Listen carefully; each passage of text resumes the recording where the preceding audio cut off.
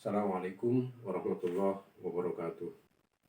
Alhamdulillah, Alhamdulillah Rabbil Alamin.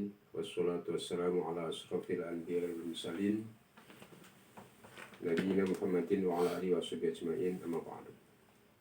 Saudara sekalian, tema kita kali ini adalah tentang limadza al-abdu lil ibadah. Kenapa seorang hamba harus beribadah kepada Allah Subhanahu wa ta'ala? Apa filosofinya? Saudara sekalian, al-ibadah lughatan, secara bahasa, ibadah itu mempunyai makna at-ta'ah, al-khudu, at-tanassuk. Ada ketaatan, ketundukan, az-zul, ya, merendahkan diri di hadapan Allah Subhanahu wa ta'ala, yang dari makna bahasa ini ditarik sebuah benang merah dalam upaya untuk mahabbatullah, cinta kepada Allah. Sedangkan secara istilah, terus kalian, ibadah itu at-taqarrub ilallah imtisalil awamir wajtinabin nawahi wal amala bima udhina bihi asyari. Ibadah itu artinya mendekatkan diri kepada Allah Subhanahu wa ta'ala dengan cara menjalankan perintah, menjauhi larangannya, mengikuti petunjuk-petunjuknya, dan mengamalkan sesuatu yang diizinkan oleh syariat. Ini di dalam kitab Tafsir At-Tanwir disebutkan demikian. Jadi ibadah itu adalah menjalankan perintah Allah, menjauhi larangan Allah, kemudian mengikuti petunjuk-petunjuknya, sekaligus beramal dengan amalan-amalan yang diizinkan oleh syariat. Ulama fikih menyebutkan ibadah itu adalah ma adabtu ibtigha'i liwajhillah wa talaban li sawabihi fil akhirah. Sesuatu adab itu akhlak kita untuk mencari keridhaan Allah, mencari ganjaran kita untuk bekal di akhirat. Terus sekalian, untuk memperjelas ini, kita kelompokkan al-ibadatu kismani. Ibadah itu dibagi dalam dua bagian besar agar kita tidak gagal paham memaknai ibadah. Tidak dibenarkan kita kemudian menggeneralisir segala sesuatu yang tidak ada itu kemudian menjadi sesuatu yang kontraproduktif. Yang pertama adalah ibadah khosoh. Yang kedua ibadah amah. Ibadah khosoh itu adalah ibadah yang ketentuannya telah ditetapkan oleh nas yang sharih, yang jelas tentang tata caranya, waktunya, kaifiyatnya, ya, juz'iyahnya, dan seterusnya. Allah dan Rasulnya telah menentukan itu. Maka ibadah yang khusyuk itu kita tinggal menjalankannya, mengikutinya sesuai dengan dalil-dalil yang ada itu.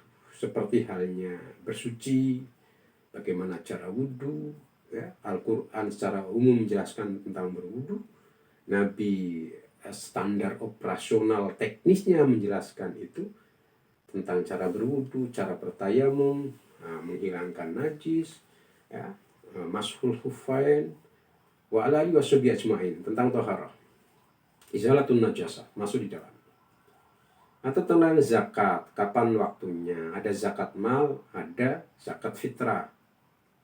Zakat fitrah seperti apa? Sudah ada ketentuannya. Ya. Tentang akikah, ya, sudah ada ketentuannya. Laki misalnya kambing 2, anak perempuan kambing 1. Tidak boleh dengan yang lain. Misalnya, ini sudah ada yang khosoh. Dan ibadah-ibadah yang khosoh ini adalah yang sudah dituntunkan ya, di dalam baik Al-Quran maupun Sunnah Nabi Shallallahu Alaihi Wasallam. Yang kedua, ibadah ammah. Ibadah ammah ini adalah semua perbuatan yang baik, perbuatan yang baik yang dilakukan dengan niat karena Allah semata. Ini muamalah duniawiyah. Seperti misalnya kita berdakwah. Cara berdakwah seperti apa? Ada metodologinya, ada cara penyampaiannya, ada pakai mic, ada tidak pakai loudspeaker, ada pakai YouTube, ada pakai dan seterusnya, sesuai dengan perkembangannya. Ya di zaman Nabi kan tidak ada media-media sosial. Sekarang dakwah lewat situ ya tidak masalah. Pakai gambar, apakah haram dan seterusnya. Ini ibadah-ibadah yang sifatnya ammah ya.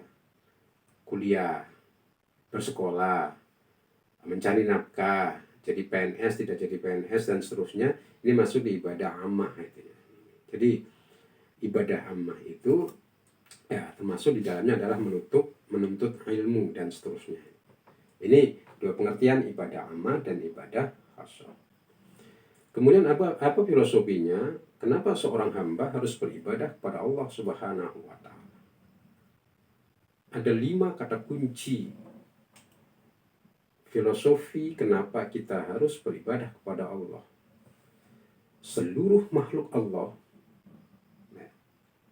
pertama adalah dicipta oleh Allah, dipelihara oleh Allah, dimiliki oleh Allah, dikuasai oleh Allah, dan kembali kepada Allah Subhanahu wa Ta'ala. Dari kelima hal ini, misalnya yang pertama dicipta dan dipelihara oleh Allah, itu ketauhidan kita tentang Allah, kategori tauhid rububiyah. Keyakinan kita bahwa Allah memelihara, mencipta kita, bahwa kita selalu dalam pemeliharaan Allah, pemeliharaan Allah dan seterusnya. Itu tauhid rububiyah. Ada tauhid uluhiyah. Tauhid uluhiyah dimiliki dan dikuasai secara mutlak oleh Allah. Itu mulkiyah.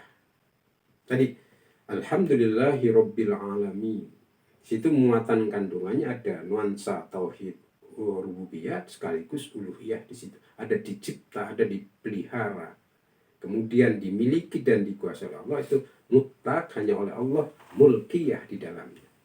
Saudara-saudara sekalian, salah satu contoh misalnya di dalam surat Al-Baqarah ayat 21. Tauhid rububiyah. Ya ayuhan nasu ubudu rabbakumul ladzi khalaqakum walladzina min qablikum la'allakum tattaqun. Wahai orang-orang beriman, beribadah kepada Allah, sembahlah Allah yang telah menciptakanmu dan orang-orang sebelummu agar kalian bertakwa. Ini filosofinya, Allah telah menciptakanmu, Allah telah memeliharamu, ya Anda berterima kasih dong, beribadah kepada Allah. Ini satu contoh di dalam tauhid rububiyah sekaligus uluhiyah. Ya ayuhan nasu ubudu rabbakumul ladzi khalaqakum walladzina min qablikum la'allakum tattaqun. Al-Baqarah ayat 21. Dan juga surat Al-Fatihah ayat yang kedua. Alhamdulillahirabbil alamin. Ar-Rahmanir Rahim. Maliki yaumiddin atau Maliki yaumiddin di sini. Nah, saudara sekalian, tentang pemilikan dan penguasaan Allah terhadap segala sesuatu, ini berkaitan dengan tauhid mulkiyah, bahwa segala sesuatu kita adalah milik Allah Subhanahu wa Ta'ala. Allah misalnya menyebutkan di dalam surat Al-Imran ayat 109. Apa bunyinya? Walillahi ma fis samawati wa ma fil ar wa ilallahi turja'ul umur. Kepunyaan Allah apa yang ada di langit dan ada yang di bumi, dan kita kembali, Allah lah tempat kembali segala urusan. Jadi urusan kita semua Allah yang punya.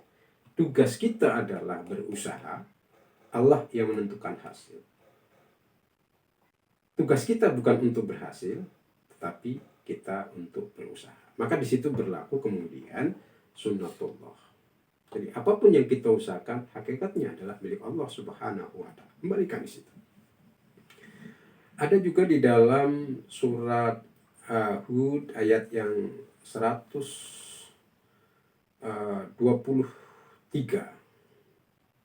Allah Subhanahu wa Ta'ala mengatakan di dalam ayat yang ke-23, walillahi ghaibas samawati wal ard wa ilaihi yurja'ul amri kulluh fa'budhu wa tawakkal alaihi wa ma rabbuka bighafilin amma ta'malun.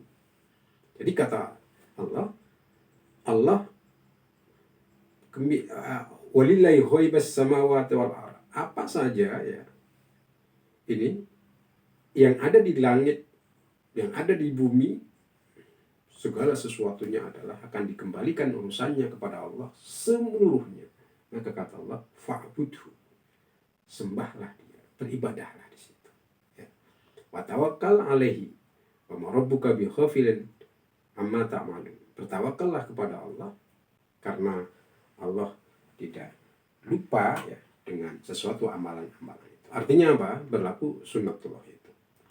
Ada juga surat Al-Imran ayat yang ke 83. Tadi yang ke-83 yang pertama.